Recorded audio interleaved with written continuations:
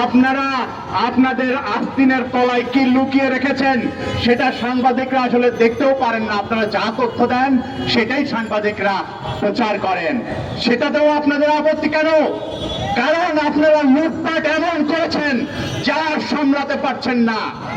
আজকে $42 বিলিয়ন যে রিজার্ভের গল্প করতেন, 13 বিলিয়ন আছে কিনা সেটা নিয়ে সন্দেহ। আজকে রিজার্ভ চুরি হয়েছে কিনা সেটা নিয়ে জনগণের প্রশ্ন। কেন? কারণ আপনাদের উপরে আর কারো আস্থা নাই। জনগণ ভোট দিতে চায় নাই, জনগণ উপজেলা নির্বাচনেও ভোট দিতে যাচ্ছে না, এমনকি আওয়ামী লীগের সমর্থকরাও আজকে যাচ্ছে না। ফলে এই সরকার আসলে আওয়ামী লীগেরও সমর্থন আসলে আজকে তাদের পেছনে নাই। আজকে এই সরকার হচ্ছে গুটি কয়েন লুটেরাদের সরকার, আমলাতন্ত্রের সরকার। এর বিরুদ্ধে আজকে জনগণের একটা গণতান্ত্রিক সরকারের জন্য, গণতান্ত্রিক রাষ্ট্রের জন্য আমরা লড়াই করছি।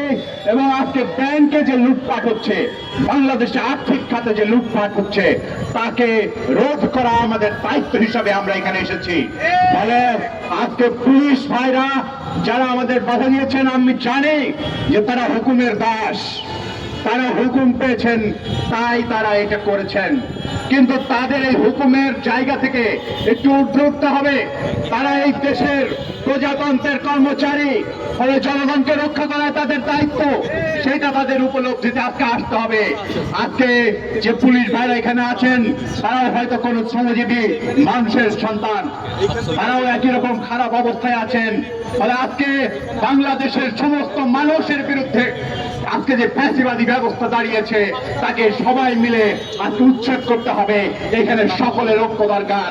আমরা সেই ঐক্য কামনা করি রাজনৈতিকভাবে। এবং আপনারা মাঠে নেমে আসুন।